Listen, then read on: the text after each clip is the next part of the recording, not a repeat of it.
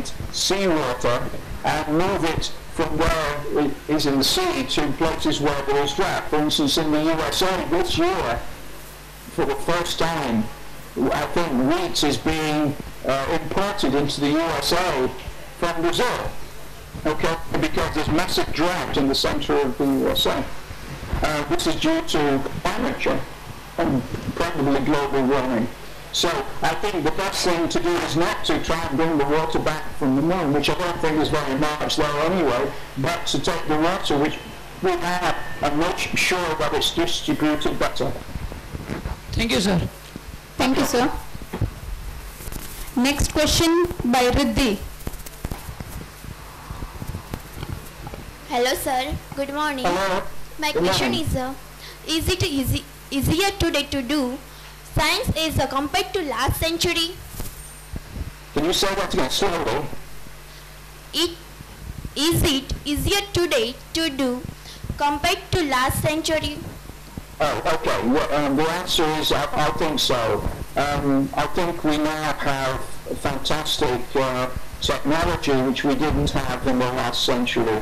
For instance, when I started to do research, I didn't have lasers, okay? And I was working on optical properties of materials, spectroscopy, and I wanted to do what we call photolysis, where you take light and photolytically break molecules apart to form free radicals. You can do that much more easily with lasers than you could then. The second thing is, when we made our discoveries of molecules in space, we didn't have very powerful computers. You now have, do you have a laptop computer? No. But the laptop computer that you can get today is more powerful than the computer we had to run the telescope in 1975. And so, all these things make it easier to do the experiments that were done then. However, of course, experiments are more difficult now, okay, because a lot of the easier experiments have been carried out. But certainly, as technology advances, experiments become easier, but of course the experiments get harder as well. And so it's an interesting question. The problems that we solved in the last century, we can certainly solve more easily with modern technology. It's just that now in the 21st century, we've got more difficult problems. Any more question? Can we use nanomaterial in fuel? Repeat two. Can we use nanomaterial in fuel? Can we use nanomaterial in fuel? Nanomaterials in what? Fuel. Fuel. Oh, fuel.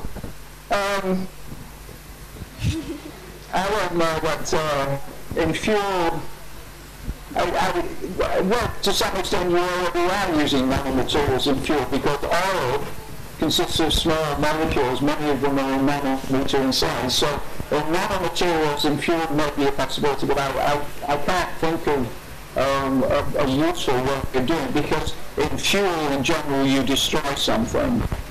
So it would be usually, the usefulness of nano-structured materials is in creating structures which have advanced behavior and properties. And when you burn them, probably it's not that good. But I can't think of one at the moment. So it's possible, but I can't think of it. Thank you. Thank you, sir. Next question by Uday.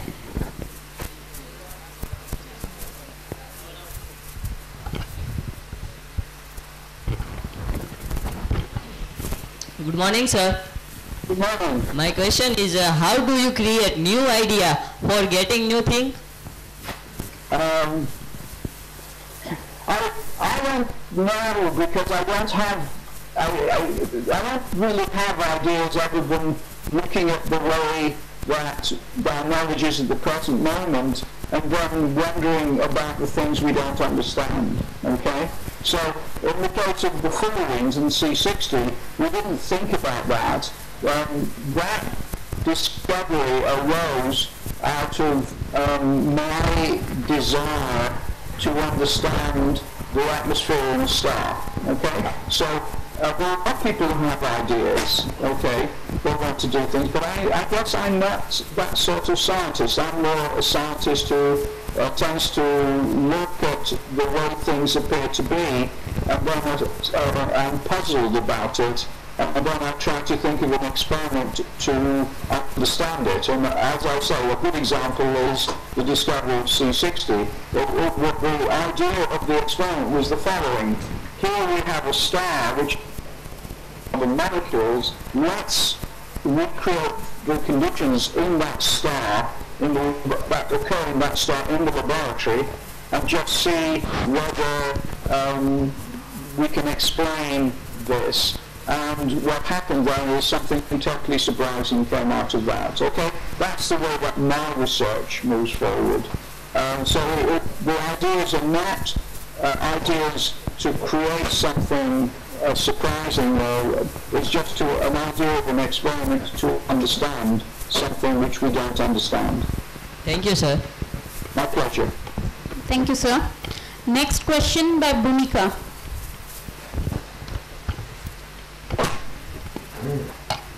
Namaste, sir. How are you? Hello. Hello. Sir, my question is, do you think can life survive without oxygen?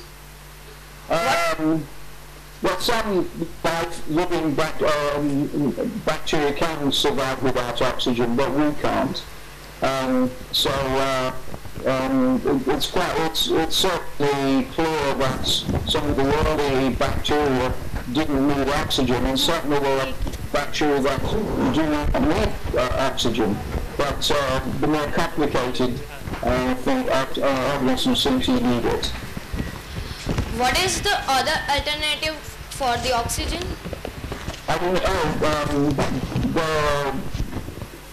There are nitrogen using bacteria that use nitrogen, and but this is really outside my area of expertise, and this is much more molecular biology and bacteriology, so I'm not the best person to answer that one. Okay. Thank you, sir. Have a nice Thank day. you. Thank you, sir. Okay, thank you. Thank you, sir. Next question by Mihir. Good morning, sir. Good morning. Hope you must be fine. I'm fine. Well, it's a nice day here in England. Okay, sir. My question is, does doing research in your life? Sir, does doing research enrich your life? I think so. I get a lot of satisfaction out of doing research, and when you discover something new that other people didn't know, and particularly if it's found to be useful, then I think it gives personal satisfaction, and that's an enriching process. And sir, my other question is, are you still trying to make some new invention with buckyball? No, I'm not working on that. I'm trying to understand how buckyballs form. We don't actually understand that very well, okay? There are several processes, and the most recent research we've been doing has shown that if you have a small buckyball, but you can shoot carbon atoms and carbon molecules at it, and it can expand like a balloon, okay? So we now have a little bit more understanding about how buckyballs form. But I'm not working on using it. I'm trying to understand some fundamental aspects of the way it forms. Okay, sir. Thank you. Thank you, sir. We will have 2 more questions from audience.